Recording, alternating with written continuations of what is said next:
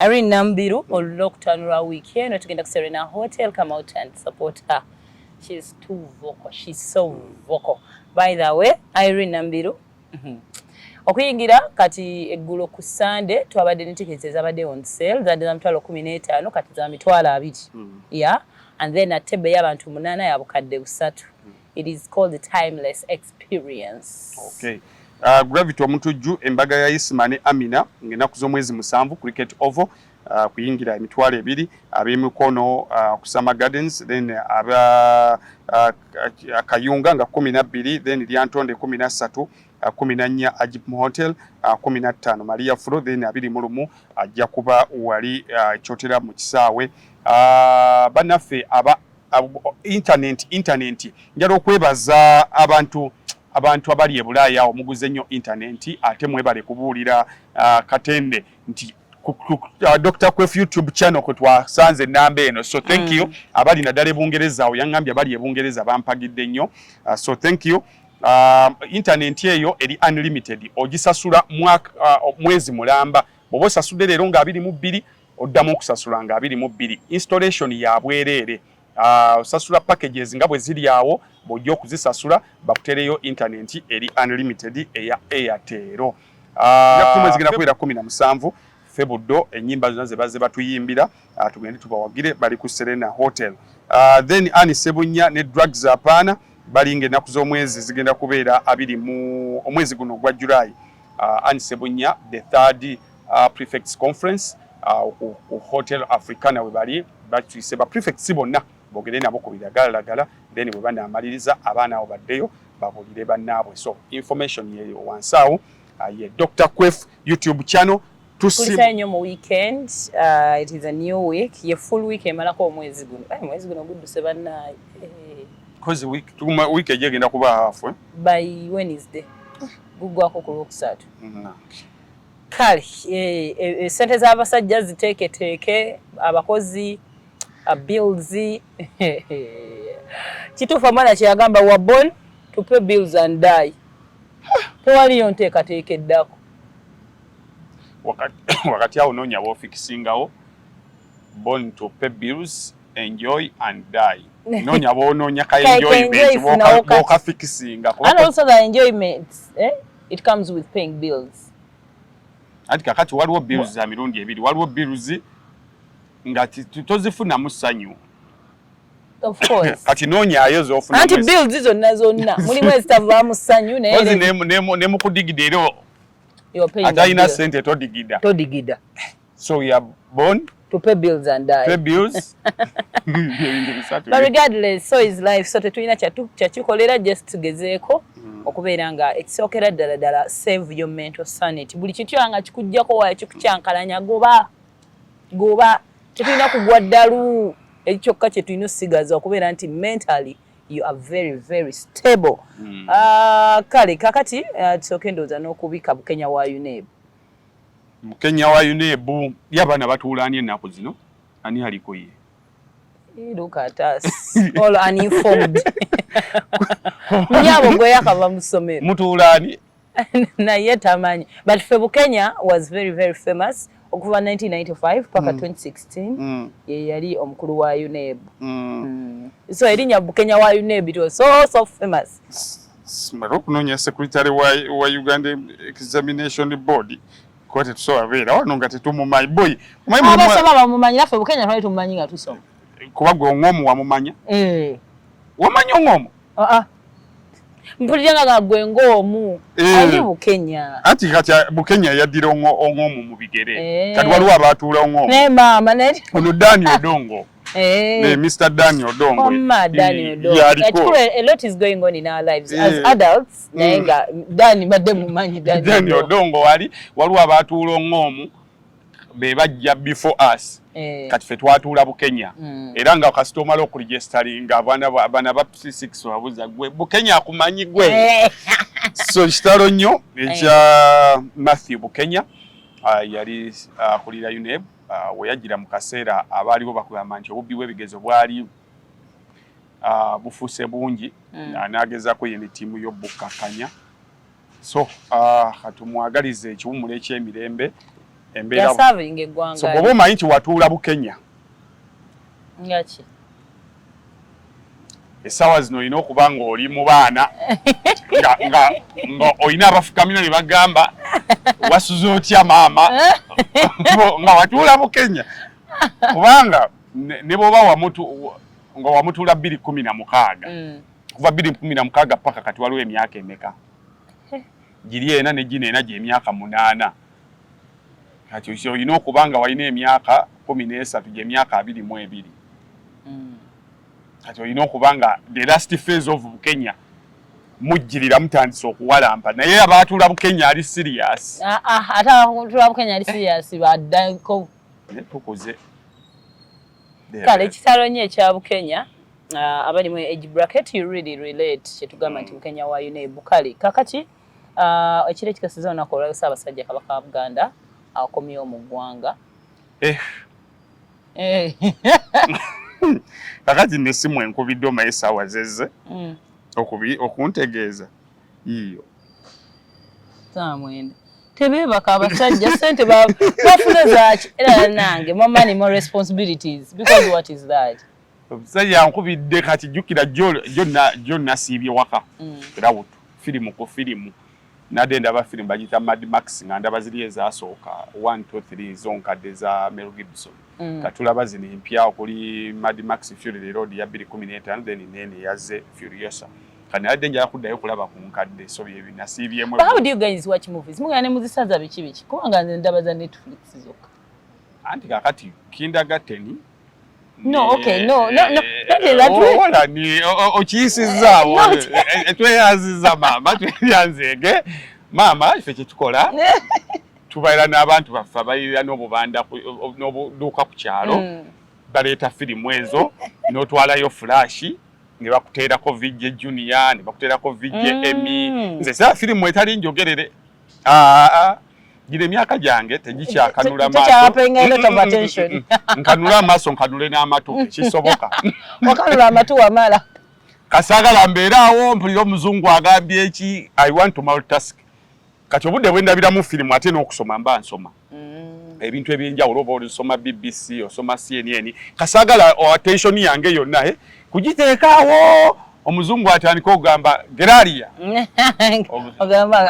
Geraria yali wakati okazima usually when I'm watching movies so when wawo byemba sitegedde nobizema I thought you know playing a bass ati waliwo akamemu akatambula ng'oli agamba naye natalisola firimu ezitali njogerere naye wano omuzungu yagambidde Geraria yabadde ategeeza ki namwe akarecording okampere n'akamwezi namwe yadde agamba get out of here kati nze saagala kubeera mu Bageraria kumpeereza hafi wano badde bagamba tekijja kusoboka era VJ Junior VJ Emmy VJ Jingo Sani VJ bambeezezaawo so kati nakugamba you should go back and watch Titanic bagitaddeko ku Netflix ng'ekyali eri enkadde nja ginoonya mugundi nja ginoonya mu VJ Jingo tekijja kusoboka ze kanula matu olwedde egali bwe gati katerekatereko gakaduza oluzungu so esimu nejja ekiro of course emisana nadde nawuliddeko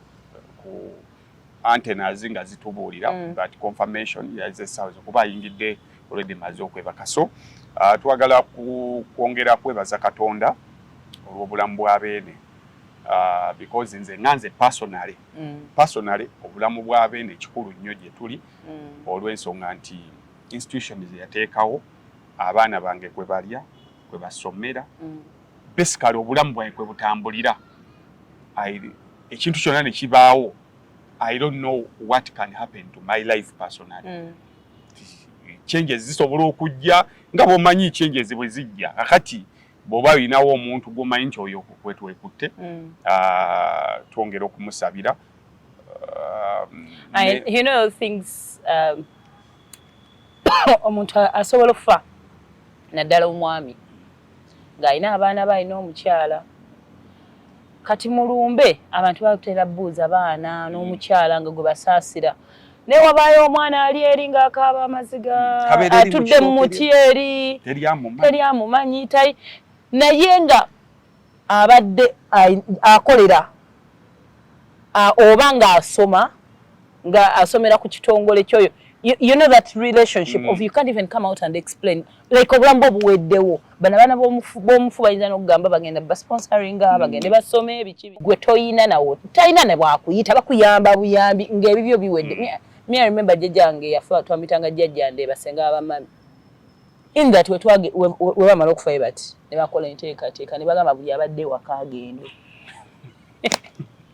Gwe natunuulira abantu mulabira ddala tebina ne bagenda tandikira nga bazzukulu bokka ba considering yali yazaala omwana omuwala we ng'afa nga taking on abazzukulu nga plan zokka z'abazzukulu abo ne bagamba kaakati mwenna babaddewo olwajjajja buli omwana onyija dda sima kaakati munnaye abamu emutulanga tusaba tukola ki tulina twekutte so kituya kiyongedde omanyi time is the best remedy.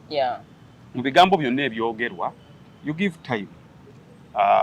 Kyobula bujjo mbagamba nti nze genuinely I ntegeera I understand abantu abalumirirwa era abasabira kabaka era baagala omulabako genuine including me.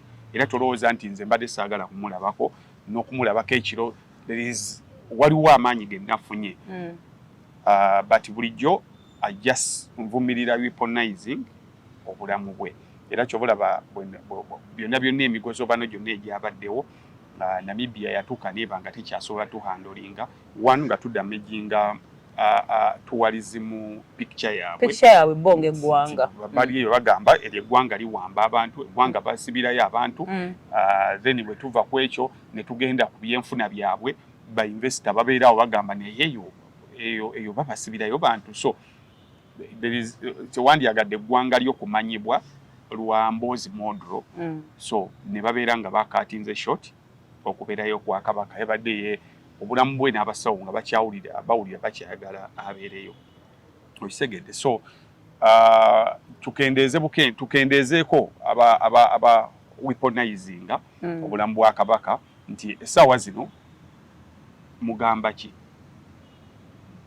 essaawa zino nti yazze ne mulaba abantu ade bamwetoolodde okwabadde maama Nnabagereka abaana Katikkiro nti bulijjo be bagamba nti there are some people nga be bavaako hadithi ku nsonga ezimu nga bwagamba nti kino kiri bwe kiti tagenda kujja kugambe waliwo byo twabadde twali arguments omayinze kati we bansanga buli omu engeri gy'okola emmengo buli omu aba alina obikubuuza olina kugamba kakati lwaki ono takola bwati lwaki kino n'omugamba munnaye ebintu ebimu tebiringa ffe bwe tubirowooza nti kabaka bwana takula ne bajja ne bakubuulira bwanaakola bwati ne bakubuulira bwanaakola bwati ne bakubuulira sometimes nga naawe omuntu wa bulijjo nze ntera okukikola you get some day n'ofunayo obaka hotel oba somewhere you go pay and sleep n'obeera eyo nga teri toyagala muntu yenna amanye nti ndi wano na you just need to cool off kuba tuyita mu bintu bingi ku masimu ku radio ku TV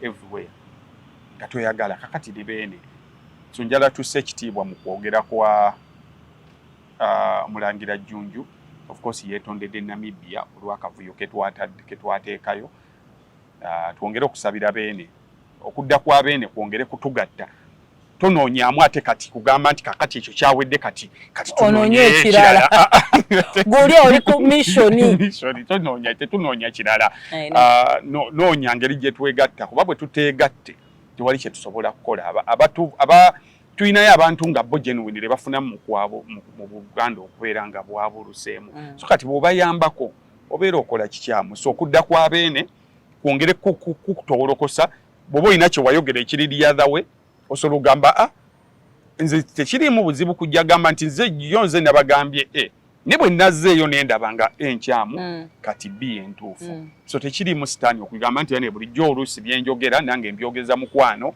naye kuva lwendabye kuba abafulumya obufaananyi eyo AI kabaka n'atuuka yennyini okufulumya vidiyo n'ogamba yo AI kati olaba baatemye wano ne bagatta wano nga olaba omuntu alwana nnyo omanyi omukazi nga takwagala anti buli kyokola eba nsobi ne bw'omuwa emmotoka bw'omuwa benzi nti ezo benzi zivuga bagole bw'omuwa pulimo nti ezo buli kyomuwa akirabamu ensobi omanya nti ono alwana nnyo mwongere kukola ki naye bw'aba tasobola compromising na kugamba nti kale ekyo kizze eno yabadde ensobi. So buli omu abadde afulumya ebigambo. Let's try to bring ourselves together. Otherwise abakuba Obuganda genuinely ababukuba bo baagala twawukane. Kati gwe bw'oŋŋamba nti naawe oyagala bugatta naye ng'oyongera bukuba. Because if we continue doing so, kugenda ku team era baba tolina kyotugamba muno nawe it is love. Abantu bajja kusengejja bagambe oyina mission. Yeah. So, love comes with respect. Wowe yagala omuntu omuwa ekitiibwa. Tongera omuwa ekitiibwa n'okumusabira byebya sirina kirala kyenyinza kwongerako but I'm happy ku bigambo neegwe kino kyo nje nja kukyogera bbanga Katikkiro mugumu. Boy.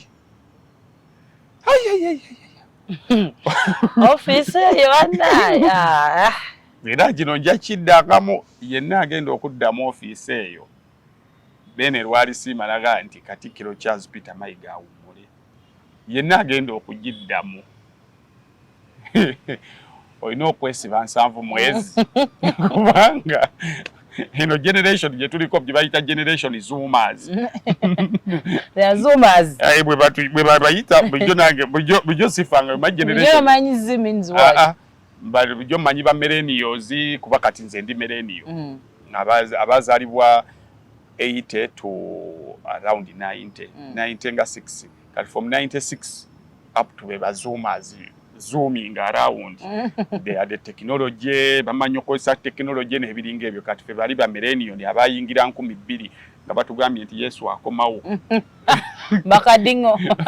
Fe bagamba Yesu akomawo. Then waliwo bali abantu abaliwo ba slippers babo bwe bali awo. So this generation Z buli muntu ng'okulembera olina okwesiba kubanga tolerance yabwe eri wansi nnyo. So buli kyokola olina okuba ng'oli mwerufu. Kye yakoze Ruto. Olaba Ruto yagigezezzaako okusooka okugifuganga. N'agamba bannange financial bill ngitadde. Cabinet ngigobye. Yabayita babongere ku X space. Yasooka bayite newe gyategeera ne bamugaa janku X. Ku X era temwaliyo. Suka kati agenda kumaliriza nga avuza ddayo ku nkola eri enkadde. Tukubagane akuba munne yamwangula. So buli muntu kyobulaba abantu baba advising kati abakulembeze naddala abaluddewo to let go. Abaana bano bafune abakulembeze bategeera. Abasobola okwogera olulimi lwabwe because generation zene ina kufugibwa ba millennials. The millennials essaawa ne balina okubeera life era kyobulaba mu mawanga ag'enjawulo because you can't see government ekisoboka but it's very hard okuba ng'okulembera third generation. Kankubuulire jjajja kwogera naye jjajja oyo imagine in a family nga my grandmother, my mother, then me, then J. Naye nga maama yakola ebisembayo wakati kisoboka. Era nga she can advise me nangamba J wande mukoledde bwoti. Era handlingako bitono luli yangamba twagenda ku sports day ku Lokutana ku somero. Najja nandaga enjalaze. I forgot to tell my Jeja to cut my nails. Listen. Jeje yasala enjalaze. Naye bituka ku byokulya mami yalina wakasente mami yagumala. So generation yeno nali nsoma yali Daily Monitor wa when was it nga bagamba a young generation led by old generation. Yeah. Which is ebimu ku bizibu kati bye tuyina.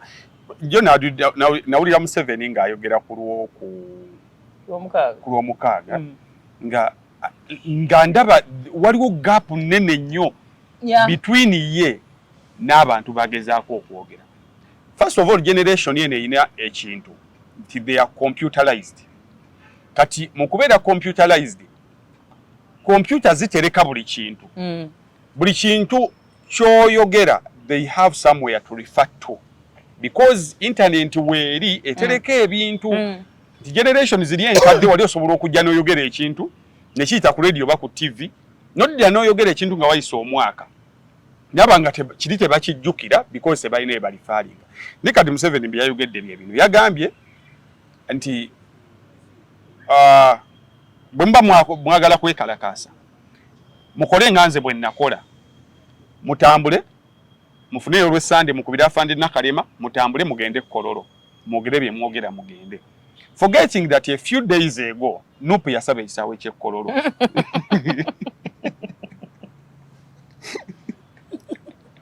ndingina mbuza semo kumpe icyayi mwachikoze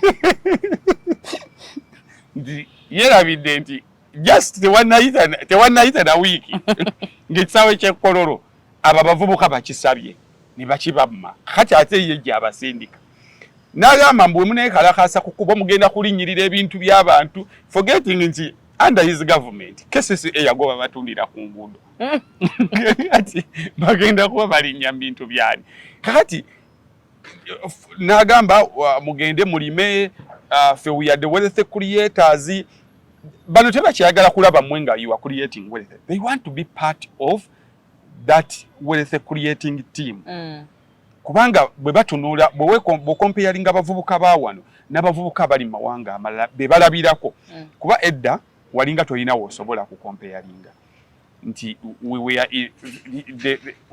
are not yet in a global village ekintu ekisinga okwewuunyisa we had our aunties and uncles growing up ng'abeera mu nsi z'ebweru naye ng'ajja genda agambe yaguze kaadi akube mwogere buli lunaku twogera n'abantu tewakyali yadde tolina kyotugamba anytime someone is tobula nti kati edda it was very hard era kati ffe abakola research ku relationship it is not now very hard to date someone in long distance relationship edda kyalinga kizibu mumala omwezi mulamba temwogedde munayina sooka mmala gula kaadi batata baffe batravelinganga ate akwasaganye famire ye buli lunaku gugwa kyaliwo just aliwo physically naye psychologically wali osomulaba ku video call osomuweza ka WhatsApp wano ngali literally what you don't do is physical sex actually weekend nina interview gye nakoze atujja nabadde nnoonyereza ku kusinza e London ebweru w'eggwanga engeri abantu gye bakatching up with eddiini so nafuna Reverend Alex ne Reverend erinnya linvudde mutwe kati tukola interview ng'omu ali Manchester omulala ali London nga nze ndi wano Kampala we had our conference ne tugirecordinga ya 2 hours bajagenda babatemeramu every Sunday bajja bawanga eddakiika 3 gyenvudde waabwe how they traveled from Uganda to eyo then obulamu ne butambula butya kakati literally obulamu bwe butyo it is such a simple nti teekako buteesi computer teekako Zoom then bring kakati bulinga toyina bw'olifaalinga nti nga tomanye Kenya abavubuka baayo bali kuki tomanye abavubuka b'e South Island bali kuki tomanye abamu America bali kuki basically nga mulina kulinda mawulire ga 3 ku CBS naye kati bano abavubuka be muliko in a space baba bafunye da information so beetaaga generation yaabwe ebategeera because buli kimu kakati president bino byonna byagambye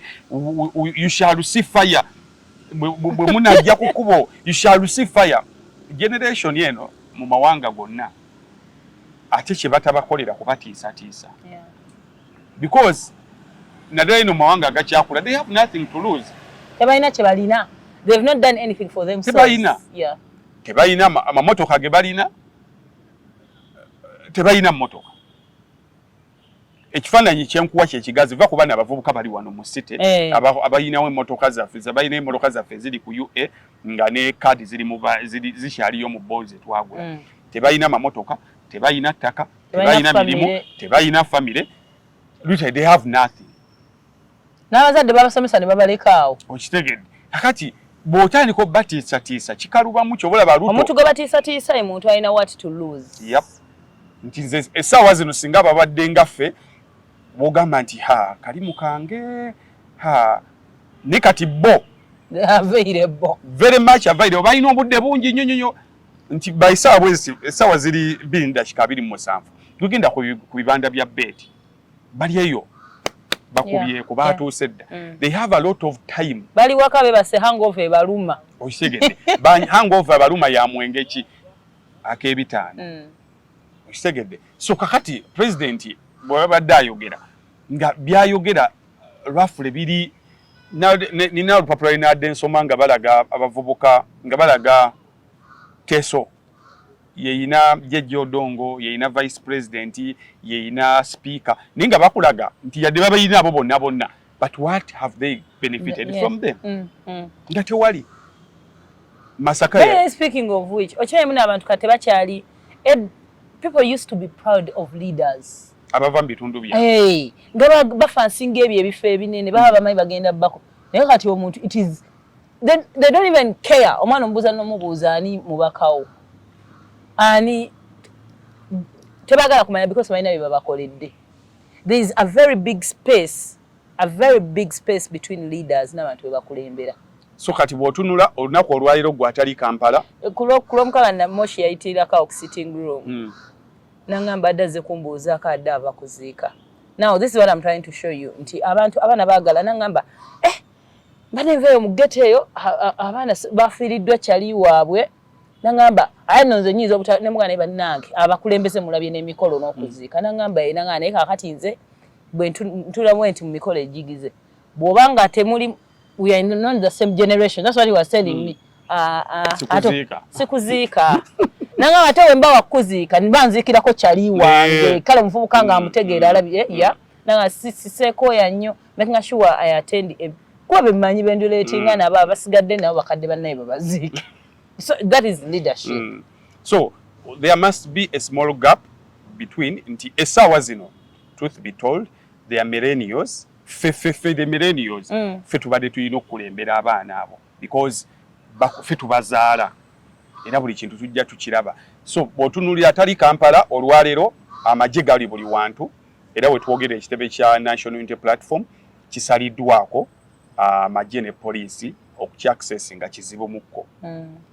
Abaana kati they don't mobilize tibamobilizinga mu locations nti bamobilizingira nga luli wagamba nti olutalo luli Luweero mu mirembe gy'aba Museveni olutalo luli Katonga kakati tu meetinga wano eno generation yetegeka embaga nga meeting abantu tebasinkanyeeko wano wano kati gobosalako simawusazeko National Unity Platform simanya nga wano I was telling someone yali ampa influencing gig nangamba jangu nsange kati we could miss ourselves ne mugane banna mumuli bantu nkulaki must we always meet because also I am trying to avoid people bana batufera nadala fa abawala bali mu media jangu keno kumbe alina bya settings literally ayagala presence yo bamutende nze ngamba olaba weereza omulimu gwe yagala ankole wano omubimbisamu ne sente oziweereza ku simu yange nze nkole lwaki wetaaga kunzenzi gye nkulabe so kakati gwalowooza nti olina ebitebe byogenda okuggala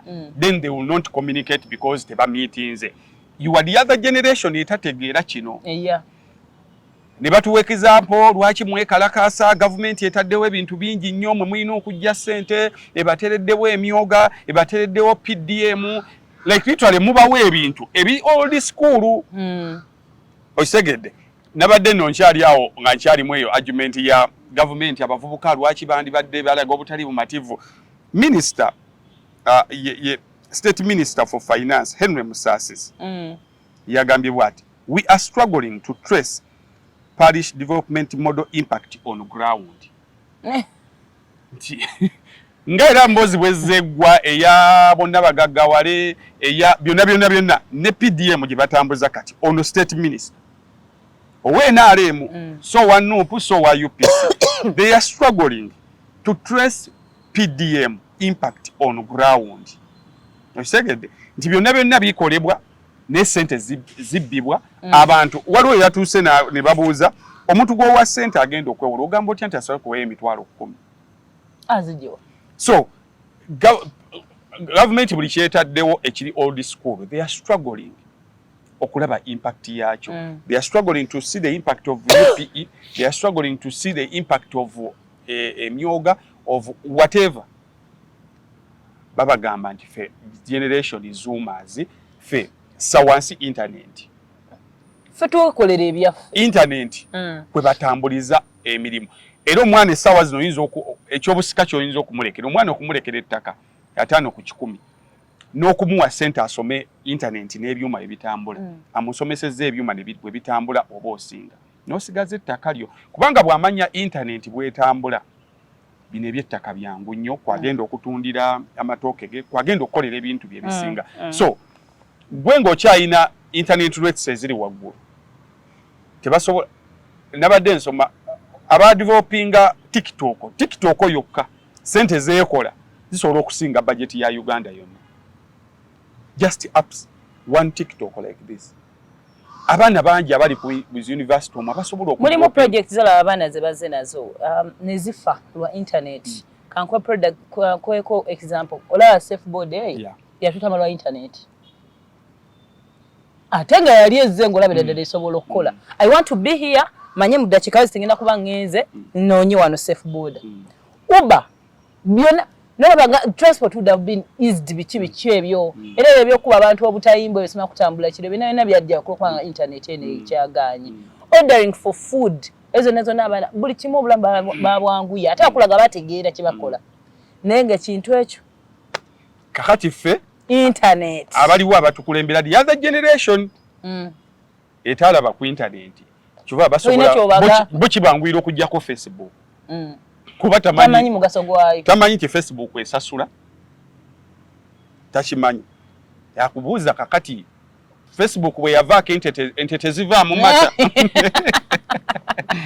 kuba yakyali wali eri yakyazi sitaaka ne wali nti jjamu amata gateeke mu kadomola tandika okutambula nju ku nju baneemu n'anywayo amata yeye byakyaliko tamanyi nti essaawa zino bwe nnunda ente yange nenkama amata nkuba bukubi kifaananyi nentimba then nenkola WhatsApp group y'aba client bange nesifuna wakagaali kutambula oli nateeka mbutesi mperezayo lita 10 mperezayo lita bweziti obulamu ne butambula kati yakubuuza amatooke tegakyassa n'okuba najjako Facebook so kati such questions biraga the naivety of abatukulembera so every generation has its problems and those problems are solved by that generation ate era newe ate I won't say muno bati bakola research but ebintu bituvuga speed kyobola nze bamange dda tukubanga nagamba byemukola mbitegeera nga tumukongola n'omukongola nga tabitegeera nabiyitamu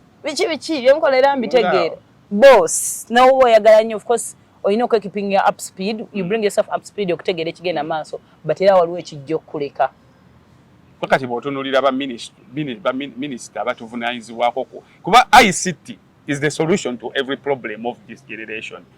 Nekati wotunula ministry ya ICT. Nogamba kakati bwetutula mu meeting n'abakulu bano. What? Because katola abantu abali mu art. Nabo batogenze nnyo wala. Tunuulira ebintu ebimu obulambo tuwangalira abantu abakulu betukola nabo. Awo kakawo boyino tandikira. You need to tell them a lot of things. No, nakugamba. Aina wayagala otuuke. Ni waliwo kyalina providing. And touch provides eno kane kakati. Bana basajja balooza kino kye tulina okukola tugenda kituukako tutya. Just our environment oba abazadde bo oba bokola nabo kati ate eri waggulu. So kuba baga amateeka. So tubadde tusaba president away from bana abavubuka tobatiisa that they will face a fire. They've faced a lot of fire. They've been abused. Abusing it tukyogera lunaku. They've been abused. They balina fire mungi nnyo gwe bayitamu. So kakati embeera gye balimu ye y'abagenga bali mu Bayibuli. Abagenge baatuuka enjala ne baluma nnyo naye nga balina enkambi omuli amagye n'emmere nga mweri. Mugenge munnaabwe n'abagamba owaaye bane tugende mu nkambi eri tulye emmere. Abagenge abamu ne bagamba naye mu nkambi we tunaatuukayo tuuto tuli bagenge.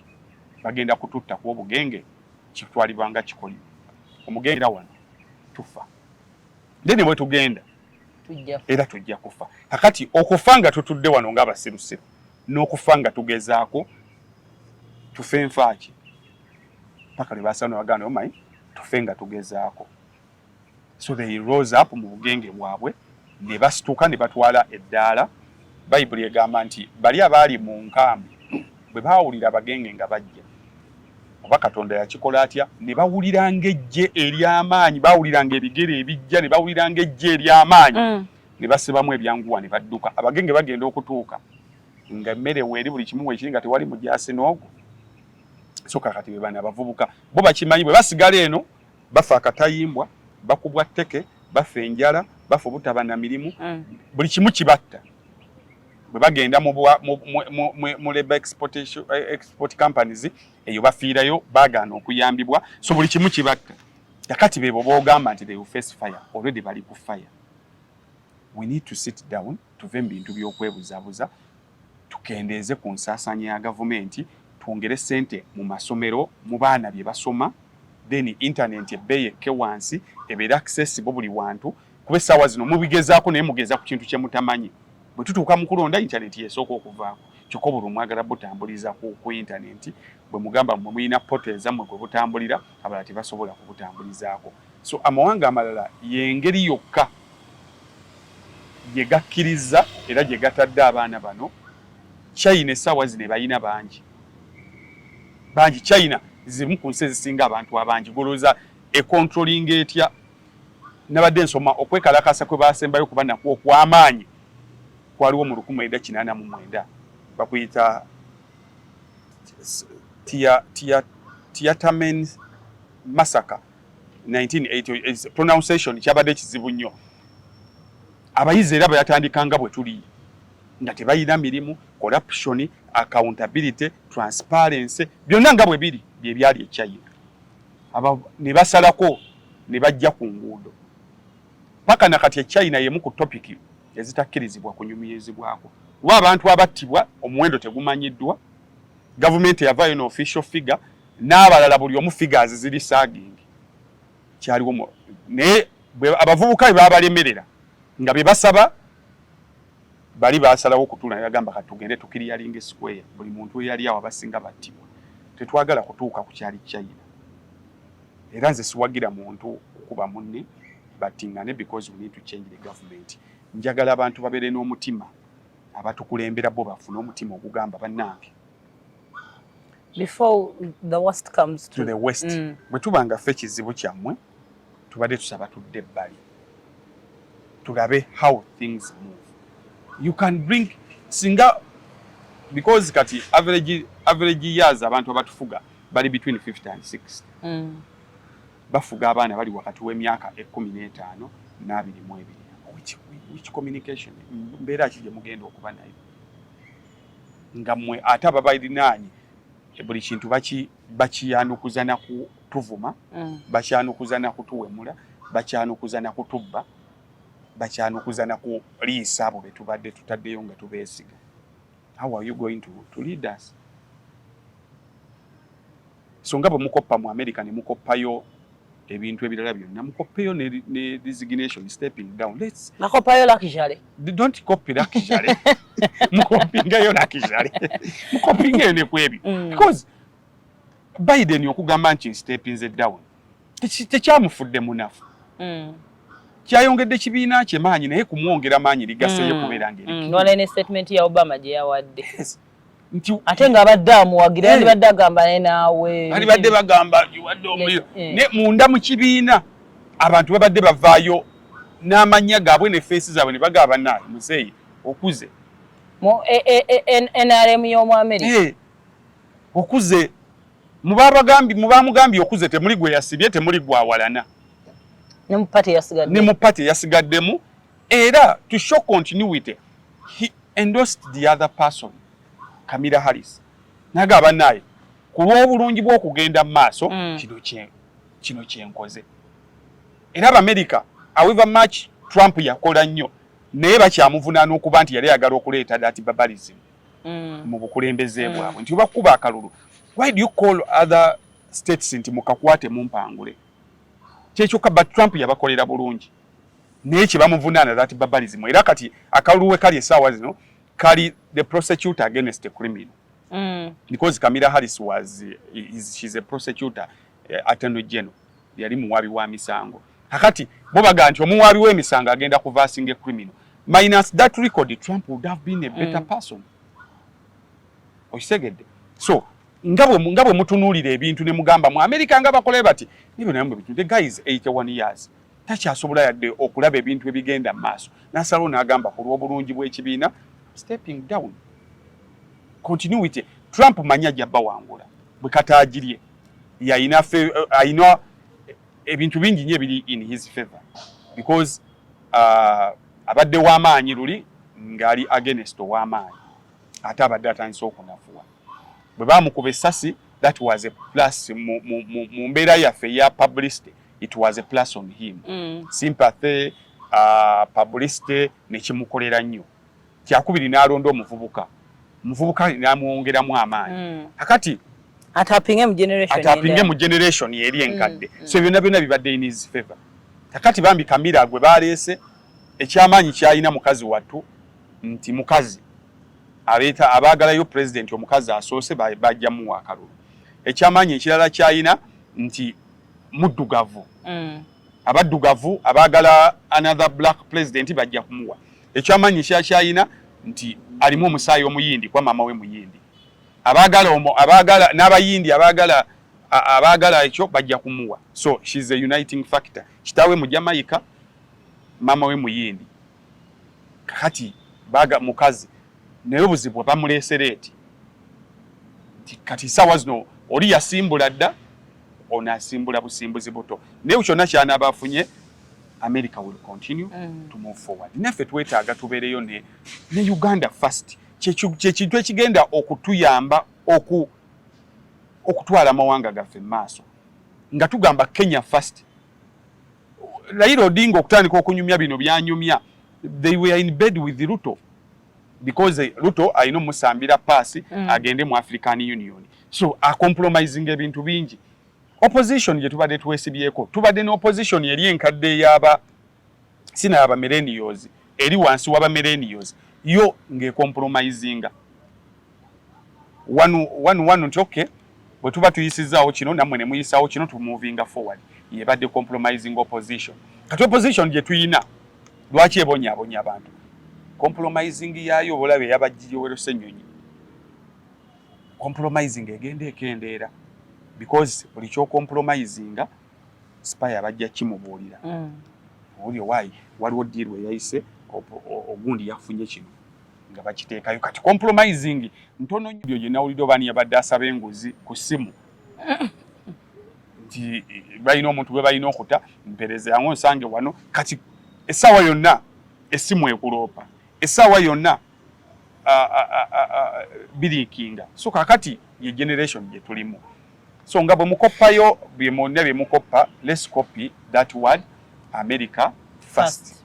Uganda first nti byonna tubikola but Uganda should come first which Uganda kijja first the next generation nti ne bana ba generation zinabo bajja tuuka mu generation eyo maaso nga tebakyalina kye bagamba kuba kakati nze mama wange yakwatanga essimu ng'eriko ki eri kati simu gye nkwata bwe muwulira sente ze najigula akwata ne ku mutwe anyiga bunyizi omuga nti nkwata essimu ya miliyoni anyiga bunyizi kyokka wali abakwata miliyoni 7 so weekend yabadde so busy naye kyenjagala tugiyigemu Buganda first wazijukiza nga njagala senka naye nakubuliraho struggle current rent is expensive kakati nadde mbuli achali wange nengamba sala mama amanyi sente mekaza empangisiza nyumba ekitufu je sente ndo kwagala kubeera even like it is what is available ate kiri feyo je tubeereyo jukira waliyo nyo ba foreigners Eritreans and Sudanese ne ba bloka bakugamba banga ekitufu nyumba zali nya bana basajja obalaba ojja kujanga mwagala nyumba yemu gago ojagala katugamba kakadde nejja na walandodo obukadde bubiri obaka mu kitundu na mwata omwaka mulamba era ndodi nagamba siganye ne nange ninakola business kola oshegera nti ate demand yaabwe eri waggulu kati mama wo nga mwapangisako ku nyumba ekisengene ddiiro ku mitwalo 4-5 bw'omugamba sanzire nyumba gy'osulamu kwata ku mutwe n'agamba ng'ovudde ne kwekyo n'omubulira omwana we sente zasomera ngati wazimaga katonda kyekyo eno mubanno they understand kubanga kati hafinze okubulira nti omwana wange alina essomero mwasomera nsasula emitwalo 15 era weebuuza omwana asoma kyekyo ku mitwalo 15 like generation yammwe you click era muga why omwana ali mitwalo 7 awo gamba kati otandikiriza bogatako vani bichi bikyayingira akakadde n'ogamba kati omwana wa kwefu asoma so n'eddwaliro libwa muga nti nina omwana alina mututte eddwaliro ne banzijako emitwalo 2 ogamba amujjanja byeki omwana mutwalibwa yetegerekeka era okubira nga omwana mutwalibwa yetegerekeka gova muzanyo yes so obulamu bwanjawulo nnyo depending on generations naye abakulu bakirowoozeeko nga bwe mukoppa ebintu ebirungi mu America akalulu kaabwe kagenda kuvaayo mu November tulabe engeri gye batambuzaamu nkubuulira Trump bw'anaaba wangula abo bagenda ku tweetinga nga bamuyozaayoza naye ffe wano era bamusiibula bulungi nnyo bamukwase White House namugaye tweyanziza nnyo ekisanja ekimu kifuge then baddeyo besettinge bakulage nti ate baleeta abantu abalala essaawa zino bayina already n'amanya ge bapropose abina okubeera running mate wa Kamala Harris kitegeeza book succession and continuity babeera bakirowoozaako nti ono bw'avaawo ani addawo ono bw'avaawo nti Trump bwe yazze teyagenze kunoonya Michael Pence gwe yali naye mu kisanja kiri wabaddewo omulala nga waali so let's emulate those people nga bwe tukoppa gasi yaaliyo first of all bwe mutandika okuvuma ba foreigners nalabye president ng'agamba bano abavubuka bakwatagana ne ba foreigners basobole okutabangula eggwanga kakati ate abaana baabwe basomera mu ba foreigners abali mu government abaana baabwe bali mu ba foreigners ate nabo bennyini government engeri gye yajjamu buyinza yakwatagana ne ba foreigners kati when do foreigners become bad when they are not on your side so president ne bigenda okubaawo wiiki eno I pray nsaba biggwe mirembe abagenda okumakinga ne gavumenti I pray nsaba biggwe mirembe saagala olunaku luke nga tuyina emirambo ku street kibi nnyo kijja tukola bubi nnyo nga tuyina emirambo ku street kuba babage emirambo egyo giri emikadde batunyumiza minyumize tetwagirabako naye gino bye baligenda kuba bakyali baffe and challenge eriwo abatukulembera ffe wano bayinza obutabanga be Kenya kusooka kutuwaamu kalembereza bo wabawulidde fire bonfire but also abantu babawoninze kale muyinza okuba mbadde mukola you assume people do not see but abantu kati bali open boogera social media kyobola now that is also the problem is tuyina ujje tu communicating ira abakulembeze tebabikwatako bye batamanyi nti abantu communicating ireyo like abantu bagezezaako okulaga obutali bumativu bwabwe n'okuwoninga ne bawoninga kati gwe n'olinda bulinzi I mean there's always be a solution so yakola ki yakulwanagana so let's try because okuyiwa amajje kukubo kiraga nawe oli ready to fighting who the civilians Poka tulinga bali mu buyeekere saawa zino tulinga ati waliwo ensi kubanga amagye galina kuvaayo army is supposed to defend the country ngobana Kenya yejirumbaganye era olaba amagye ge Kenya okuvaayo basooka kuwamba parliament kwawo wamba parliament oba owambye erimu ku sigali ya government kati amagye gavaayo abavubuka abawambye parliament bwe gatwe gavaayo so mbadde nsaba mwenange mutukulembera nalabye ebiwandiiko bya poliisi bwe muli kwalaati n'ebiringa ebyo nabagenda okumakinga ifatolu mu machinze let's try to be as peaceful as possible abana be Kenya bo they were so peaceful to the extent batuuka munda mu parliament waliwo omu ku babaka yali tabawagira nga yalonda against them nenga mulema tiyasobola kudduka banne badduka naye tiyasobola kudduka musajja wati takinyuma naye maama mulema bwe bamutuukako n'amanyanze kati kaweddemu bali abavubuka obalaba bamugamba bugambya tambula awalizo siwe bamugamba tambula fight is not personal okukutta tekirina kyetugenda kutuyamba ffe twagala kuggusa nsonga yaffe tetwagala kulabikanga bakuliganzi batta abantu bo bennyini ne bamusitula ne babaako we bamuteeka ne bamugamba beera awo tujja kuki kuba abalala bajja bayinza tuboota kusaase naye ffe beera awo paka police wenejja kujjayo era bwe yavayo yawo obujulizi n'agamba sebole banyabo bana abavubuka tebali violent bali ku nsonga zaabwe so tukole ku nsonga zaabwe others abakubanga bali violent singa ndi mufu so tubeere as peaceful as possible bw'olaba munno nga hooligan abba amaduuka g'abantu mube nyini musomwekolirako musugalo as peaceful as possible. Wili nsonga ya mwe nayo wejje ulikika. Otherwise butunakeera. So that they can name you naye nga na ensi yonna ekiraba nti temwabadde na butunakeera ku machanga waliwo obubbi waliwo biki nabadde ndaba Kabushenga bengenda okusemba basomera. Kabushenga yagambye bwati if you don't engage the rational youth you will confront radical anarchists. You refuse dialogue with the opposition you have ended up with no. You sideline the progressive forces you have ended up with psychopaths. You undermine the experienced legislators, now you have Zaki. Kati Zaki yachikiriramu. Batali serious. You opted for populist elections. You got commercial, transactional politics. You asked for sleeping MPs who wake up to vote, now we have a house of thieves. You deployed cadres, now you are stuck with the functional public service. You gave taxpayers money to private business. Now we have investor conmen.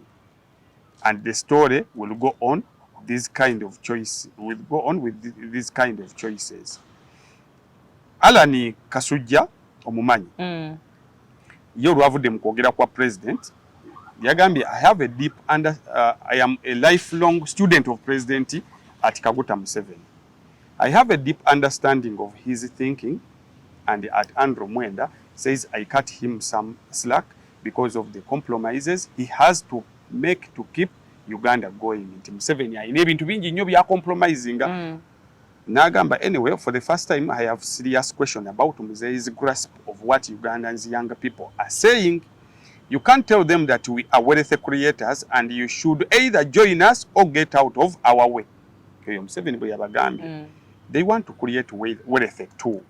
They are desperate to join, but they feel unseen, unheard, and generally disregarded. They don't feel like that. They don't feel like that.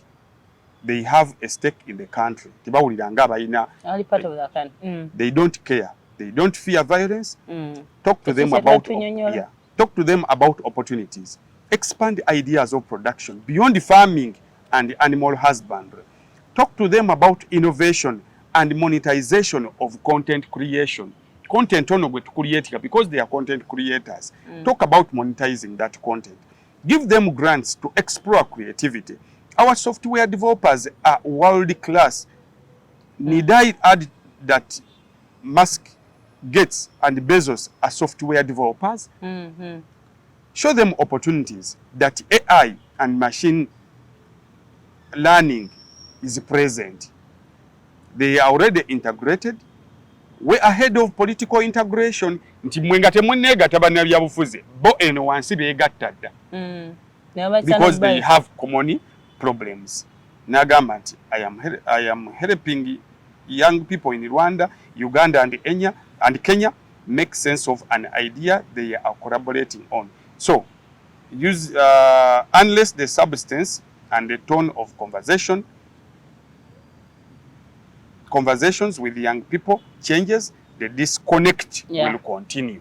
So that was Alan Kasujja. I remember chizudenga chikuru chiba. The tone, you will see fire.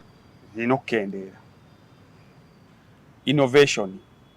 Je bali bakola, they need a grants okulaba innovations nga zitambula. Nemwe we batandika YouTube, we batandika buli kimu omusolo ne gufuuka omusolo ogenda okumaliriza they are disgruntled. Sebisigadde katusabe tulinde ebinaava mu bigenda okubaawo. Kale, everyone should stay safe. Tubagaliza wiki ennungi Mukama Katonda abakuume mbere bulungi.